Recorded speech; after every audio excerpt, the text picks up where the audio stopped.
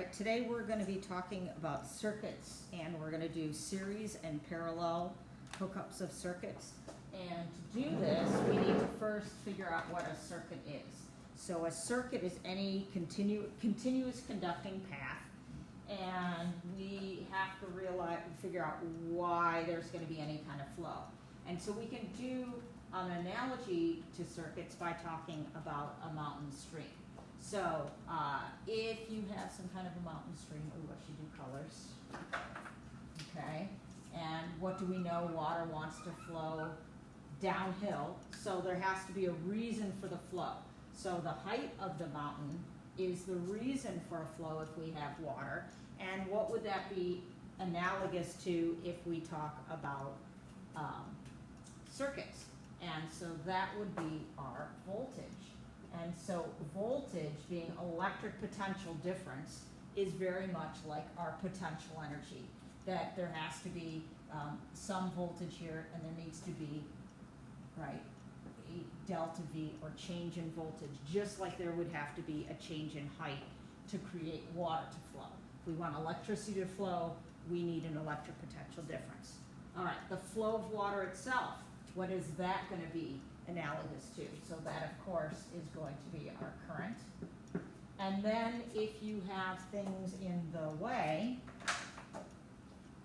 things obstructing, so let's put boulders here, blocking the way, these things would cause the water to slow its flow. And so if we have current that is slowed, what did we say is going to be slowing current? And that is resistance. So our boulders are creating resistance. The reason water flows is a change in voltage or change in electric potential, therefore voltage, which is electric potential difference, and then we have current. So that's what we're going to think about when we are going to be looking at schematics, first of all. We're going to be looking at electrical drawings, how we can wire things up, how we can connect things together, and then figure out basically all these three things: the voltage, current, and resistance for every circuit we do. The first way we're going to hook things together are in a row, end to end.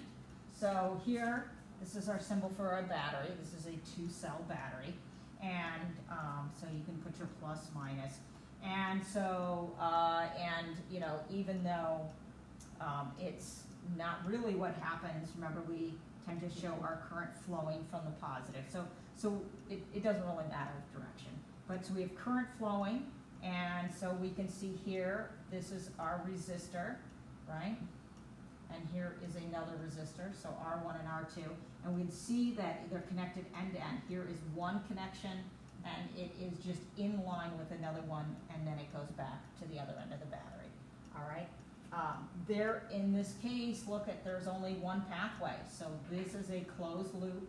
Anything that's coming this way has to come back this way. So the I here is going to be the same as the I on the return path. All right. How do you find out the total resistance? Super easy for series circuit. You just add them together.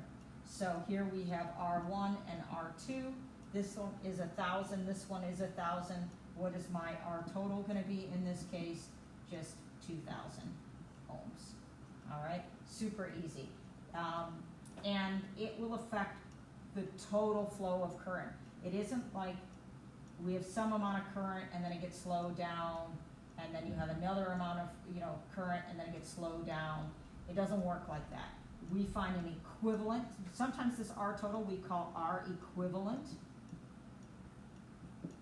Spell it right, and that's for the whole circuit. It means you could take these two resistors and replace it with one 2,000 ohm resistor, and the whole thing would behave in the same way. All right, so the current is the same everywhere in a parallel circuit. And some people think, well, shouldn't it be going like a road, things going really, really fast and then slow down when you get to like potholes and stuff? But what you have to think about a wire is when electricity flows, there are electrons everywhere in the wire. So think about, if you're going to do a traffic analogy, you need to think about cars that are bumper to, I'm not going to keep doing this, bumper to bumper everywhere. And if these cars get slowed down here, because they're all bumper to bumper, these cars get slowed down here. They all move at the same rate, okay? If this guy doesn't move, this guy doesn't move. This guy's going 20 miles an hour, this guy's going 20 miles an hour. So it isn't like you're on a road where it's an open road and you can go really fast until you get to congestion. Everything is filled and everything has to move at the same time. All right, here's another one. So here I just have 3 resistors, super easy again. You're just gonna add those up. We have 1,000, 1,000, and 2,000, so that our total would be 4,000 ohms, or you could say 4K ohm. Okay? All right. All right. And I think I already answered a little bit of this as I was ranting. So electrons move from, well, what do they move? What do we know? They really move. Electrons, right, not conventional current, moves from the negative terminal of the battery through each device, and like I just said, at the same speed, okay, to the positive terminal. And if they're going at the same speed, that means the current is the same everywhere. Okay, and like I just said, a traffic jam does not just affect that spot. All flow is reduced everywhere. And what is that flow going to be? The current, which is everywhere. I could put I total, you know, I can put a little T for total, but it really is, it's the same everywhere. So that current is whatever your voltage is of your battery divided by the total resistance. So your R1 plus R2, etc. Okay, super easy. The more resistors or devices, so when I say resistors, it could be devices, it could be light bulbs, it could be fans, it could be all kinds of things in there. But the more resistors, things resisting flow, right, the lower the current, which should make sense. Okay. Do I want to do a calculation already? I think I do. All right, I'm going to move this up.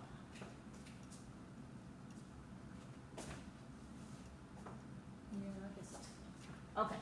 So let's look at this first circuit, and what can we figure out? What do I want to do? Oh, first of all, I should label what. Let's pretend this is 12 volts here, and I have my 1,000 ohm and a second 1,000 ohm resistor. Let's find out that current. I said was V 12 over R, which is 2,000, right? And if I do that, I get 0.006 amps. Now, if you don't like that small amount, you can write 6 milliamps, all right? And again, that is everywhere. So 6 milliamps here, 6 milliamps coming back. So we say leaving the battery and coming back into the battery, right, is going to have the same. What else do I want? Ooh, how about, oh, I didn't talk about voltage. Let's talk about voltage real quick. So voltage gets divided among the devices, okay? So not everything receives 12 volts, all right? Only if you had one device in there would it get all 12 volts. Every resistor is going to, let's say, use up, or there's going to be, this is what we normally say. We say there is a voltage drop. So the question normally is, what is the voltage drop of resistor 1 or resistor 2, etc.? There's actually even a voltage drop across the battery itself, because the battery itself has some internal resistance. Okay, and that's why there's a difference between voltage and EMF and all this other stuff. Okay, so what do we know? Well, this gets some of the voltage. So think about our mountain stream again running. If there's some things blocking here and blocking here, there is a drop, a delta V, and a drop delta V, and that will add up to the total battery voltage. So you can think about it as a height thing too. There's a drop, and it should add to the total drop. Okay? So you could draw this in a vertical manner. Resistor, resistor. I know from here to here is 12 volts. How much is this going to be? How much is this going to be? Well, in this case, it's pretty easy.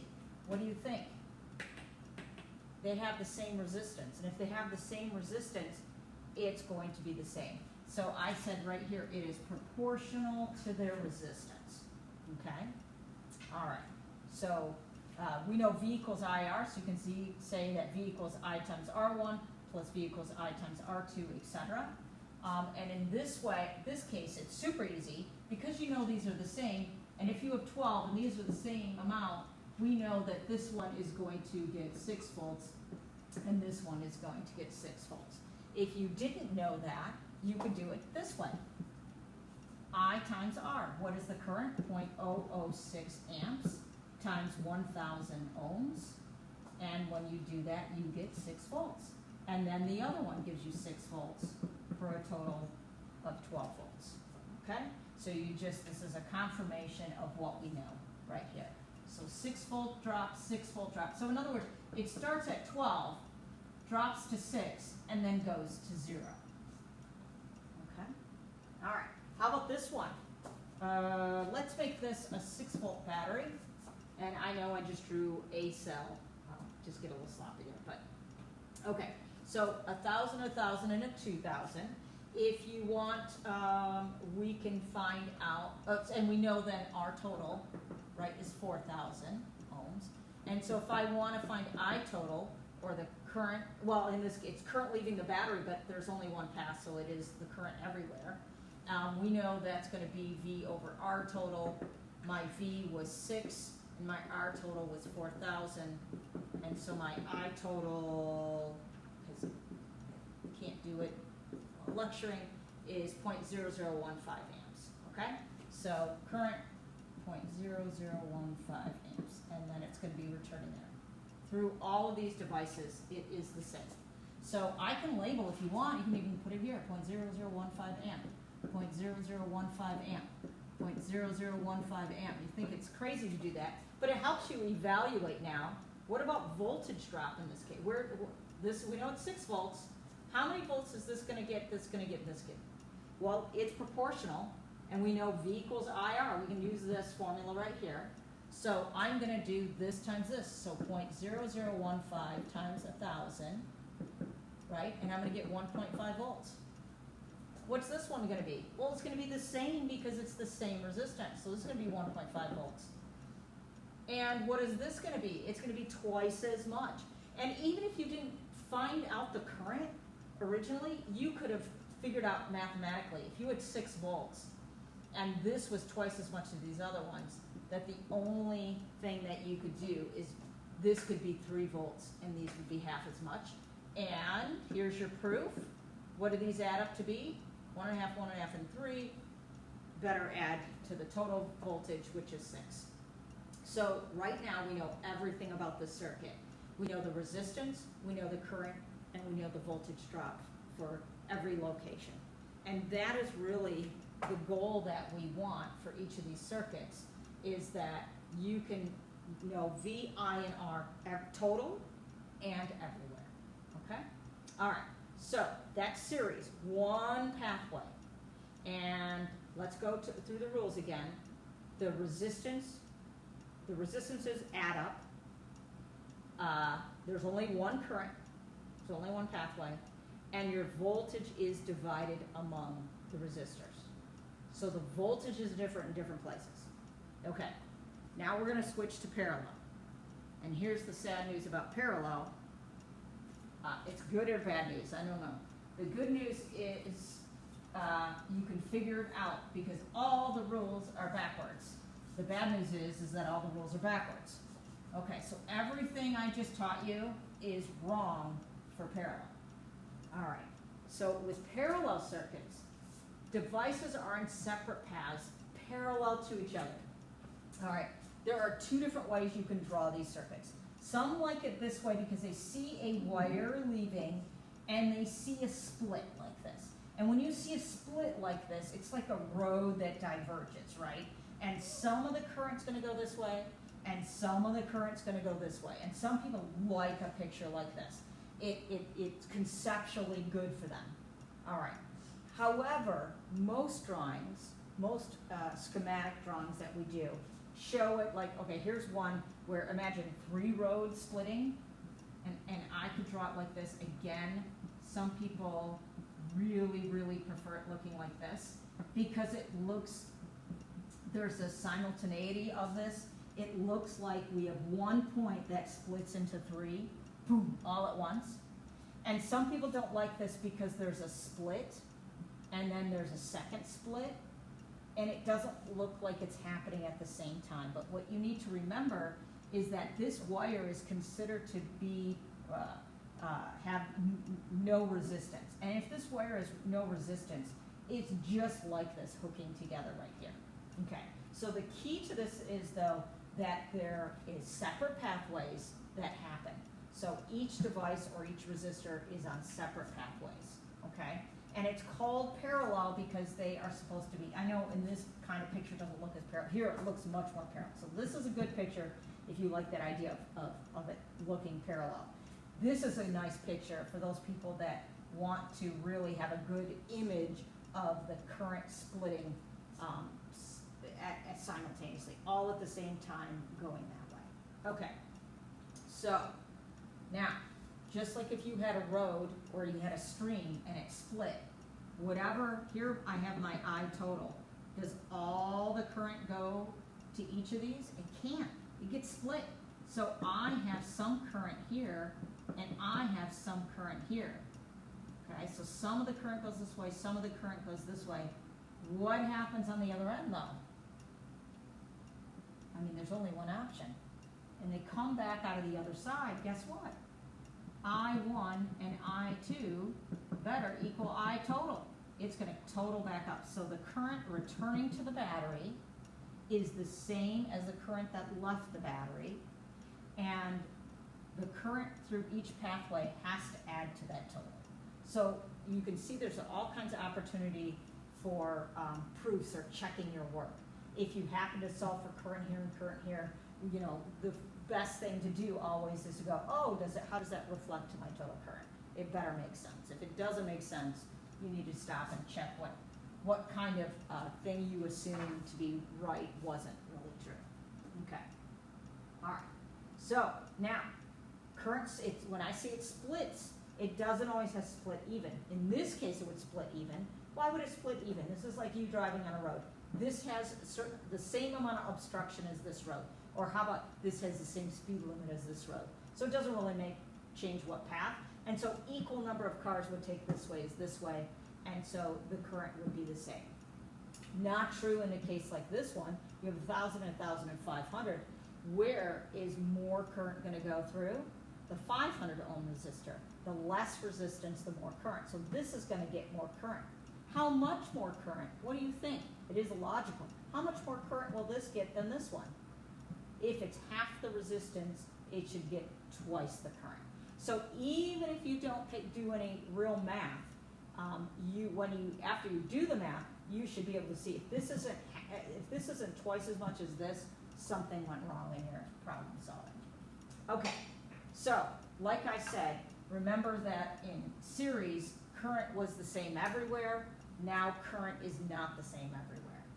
Okay, so that's number one. I's are not the same unless the R's are the same. And I already mentioned this line here. The I total is the sum of the individual I's. Okay. All right. Oh, I know I have to put this down again a second after I state this. Because the battery is directly across each device, connected to each end, the voltage is the same everywhere. Again, completely opposite. So here, this says 12 volts. Here it is 12 volts. Right here, 12, 0. This is 0 volts. So this thing has a delta V or a voltage of 12, and this one does too. If we think about a stream, right, flowing downhill, and it splits. If this time, right, like last time I said, pretended like voltage was the change in height, then if this is 12, then both, if the stream split, they're both getting a change in 12, okay? So unlike, measuring part of a single stream part and part, where they would split the elevation, Here, all of the stream, if it gets split, would get the full elevation. All right, so if I wanted to label this, I could label this 12 volts, and I could label this 12 volts. And in this case, this picture, 6 volts, 6 volts, 6 volts. You see that's completely opposite of how we started to label this, the series circuit. The series circuit, we started with labeling current everywhere. Here, I'm starting with labeling the voltage everywhere. Now, once I know voltage and resistance, then I find current. So current is the last thing you solve for when doing a parallel circuit, okay? Let me scoot this up again. All right, if I did want to find current, I realized that, like I said, that the total current is the sum of the individual currents, and the individual currents is I equals V over R. So you take the voltage, right, which is the same everywhere, that's why it doesn't say V1, and divide it by R1. And then the total voltage divided by R2, etc. All right? Let's talk about current, the overall current. What do we know? The current is blank then if in series. So if I have the same resistors, and I put 1,000 and 1,000 resistor in parallel compared to in series, what do you think is going to happen? Well, think about roads. If you have 2 pathways possible, think about the number of vehicles that could go. And the answer is that it is more. Current is more than if in series. And what really throws people off, if you add more parallel paths with a resistor, so if you add resistance in a parallel circuit, but as you add that resistor, you've created another path, you have made more flow. The overall resistance goes down, okay? So we end up with this formula. You're not gonna be happy with this because there's fractions, and you haven't liked fractions since like 4th grade. All right, so here we have a formula. Instead of saying R total, like in series, was R1 plus R2 equals R3, 1 over R total because 1 over R1 plus 1 over R2, etc., and add them all up. So you can do this as fractions when the numbers are super simple, but otherwise convert this to a decimal. No one wants to find common denominators of crazy numbers. We don't want to do that. Now, what a lot of people do wrong, they find this, get the total, but then they forget that the R total is 1 over, and they forget to take the reciprocal of the number. Hopefully after you do a few of these, you realize what's a reasonable answer and what's not. All right, let's do this first case here. So I know 1 over R total is 1 over 100 plus 1 over 100 plus 1 over 100. This one is nice because these resistors are all the same. And so I have a common denominator, so it's 3 over 100 equals 1 over R total. So what do I do now? If I want to solve for R total, can't I need the reciprocal of this number, right? So I just flip it. So I know that R total is 100 over 3, so around 33 ohms. I'm just going to keep 2 sig figs here just for convenience.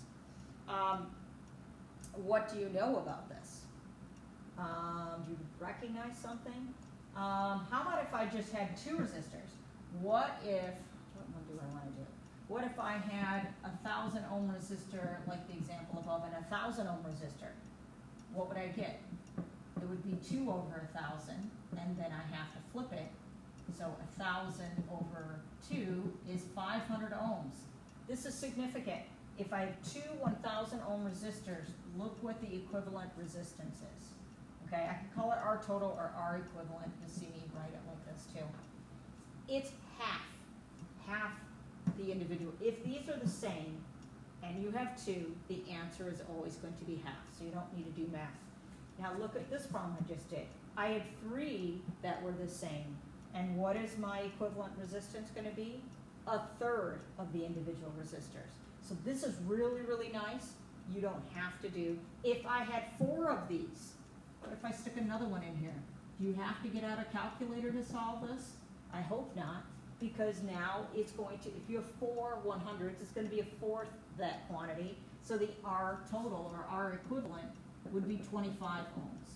Okay? So don't pick up a calculator for that. AP exam probably will have something like this where you'd pick a multiple choice and you wouldn't have to do real math. Or they may not even give you the choice. They would say R equivalent equals, 1/4 R1. It would write it like that, and that would be one of your options. All right, how about this one right here? This is not so nice because they're not the same. So let's do the math real quick. Look at me take out my paper here, right? Here's a case, right, where I don't think I want to keep them as fractions. Because you can, this isn't a really hard one, but if one of these was like 270 ohms, it would be ridiculous. All right, and if you hate fractions, let's just change it. So let's make this, right, just 0.002. I did 1 divided by 500, and now what's this one again? 0.001. It's going to be half the amount, and 0.001. I can add those together easily. And now, what do? I need to still take the reciprocal, so I need to do take 1 and divide it by 0.004, and then I get 250 ohm.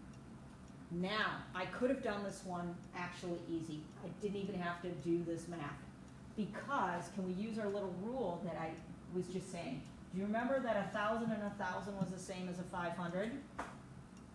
These two is the same as a 500. So I could rewrite this circuit and have a 500 and a 500 ohm. If I have these two like that, what's the rule? If you have two and they're the same, what does it become? Half the value. So guess what? It would just be 250. So if two of them are the same, make it half. Here, this was a sweet problem. I mean, you'd love to have this on a test. Probably won't happen, except for a multiple choice question. And then so easily we could have come to this conclusion without having to set up even fractions for this. Okay? All right. Let's find out some more information about this problem. So I found out my R equivalent. Which one do I want to do now? Let's evaluate everything in this. So I know my R equivalent. How about I ask the common question, what is the current leaving the battery? Okay? How much is I right here? And again, that would be our I total. I total, right, is going to be a sum of the individual currents. But how about I just use this? My I total can be V divided by my R total. So I equals V over R. My V was 6, and my R total was 250. And if I do that, right? Is that right? Yes. I'm sorry. 0.024 amps. So the current leaving the battery is 0.024 amps. And the current coming back is 0.024 amps. Now, what happens here though? How much is going to go each way? Well, I also know that I know the voltage here, right? So I also know that we can set these up individually. So I know that these are all getting 6 volts. So I'm going to write that on there. So how much I is this going to get? V, 6 over 500, right? And what's that going to be? Right? That's going to be, whoops, I don't know if you can see at this point, 0.012 amps. Without doing math, how much current should go through the 1,000 ohm resistor compared to the 500? How much current? Shouldn't it be half? Shouldn't it be half as much? Is twice the resistance gets half the current? It's proportional, right? Or inversely proportional. So I could do that, or I could do the math. And I know again, I equals V over R, so I have 6 over 1,000. All right? And that's going to get me 0.006 amps. This has the same resistance, so it's 0.006 amps, or 6 milliamps. And hopefully, what do you notice about these three? This plus this plus this equals the total current. If it doesn't, you made a mistake somewhere. All right, the last thing after all of this, I don't know if it's gonna make you cry or not, things get much more interesting when we have a mixed circuit. So a mixed circuit is neither series or parallel, or if you want to say, it's a combination of both. And we're gonna do one problem here, and it gets nice and interesting. So let's label this, let's make this 12 volts. I'm going to make these small numbers. This is gonna be 6 ohm, 12 ohm, and 6 ohms. Okay. Now, whenever you have a mixed circuit, what you want to do is simplify it. All right, this is like having an equation that has all kinds of things going on. Let's see if we can write this simpler. So I'm gonna redraw it, and I'm gonna do a nice, neat job so that I won't get confused when I start doing the math. So what can I do here? What can I get rid of? Can I add this and this together? I can't, because they're not just in series because of this parallel. But I can collapse this parallel section. I can say, hey, I know there is a way that I can figure out what this section is and replace it. So this is still my 6, whoops, that's sloppy, 6 ohms. I need to figure out what this is. So I'm gonna do a little aside problem, right? And I'm gonna figure out what that's going to be. So I'm gonna do over here, right, that 1 over R equals 1 over 6 plus 1 over 12. If you want, in this case, I think you could do math fractions. Isn't this the same as 2 over 12? So if we have 2 over 12 and 1 over 12, that's 3 over 12. And if I solve for R, I gotta invert, right? And do the reciprocal, so I have 12 over 3, which is 4. So now I can take this and look. Doesn't this look a lot easier? This had 3 things and it was complicated. Now it's all series here. And if it's series, I know that if I have 2 resistors in series, I can just add them up. So the rule for resistors in series is just to sum them up.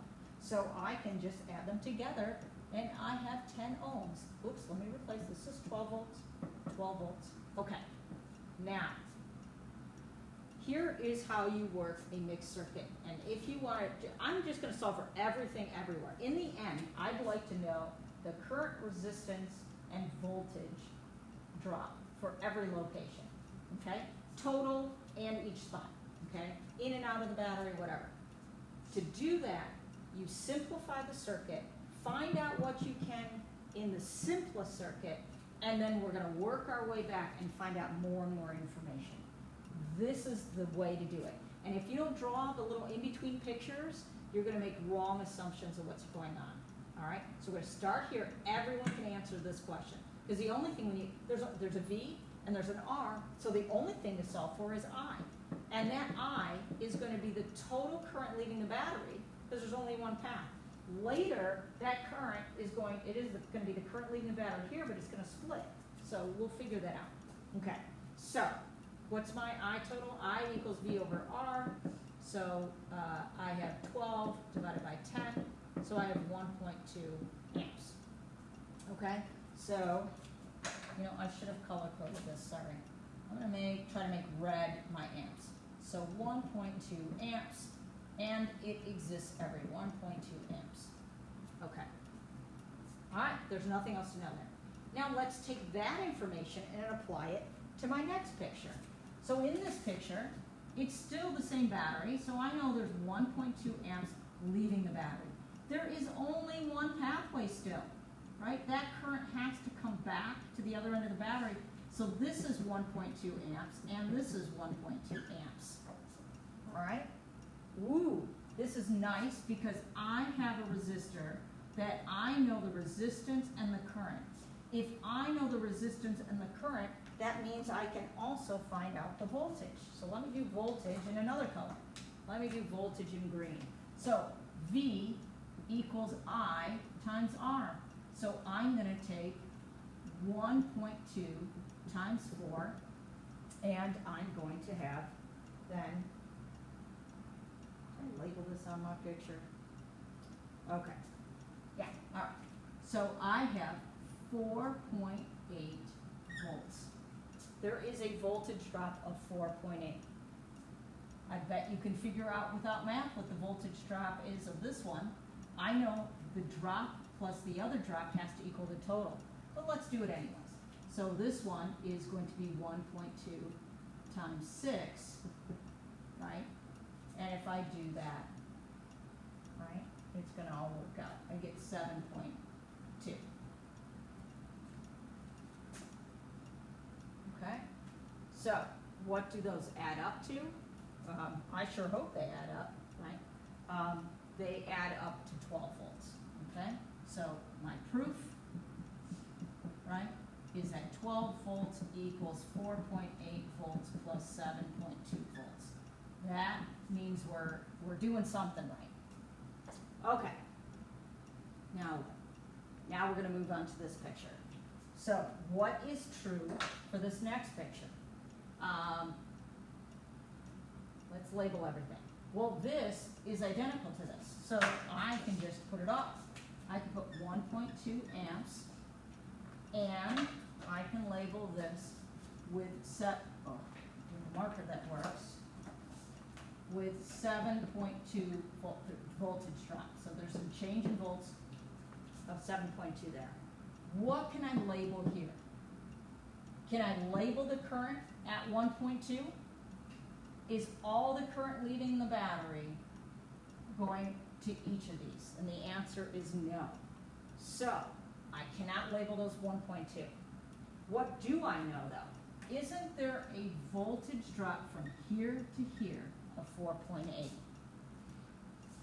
Here to here, there is a voltage drop of 4.8.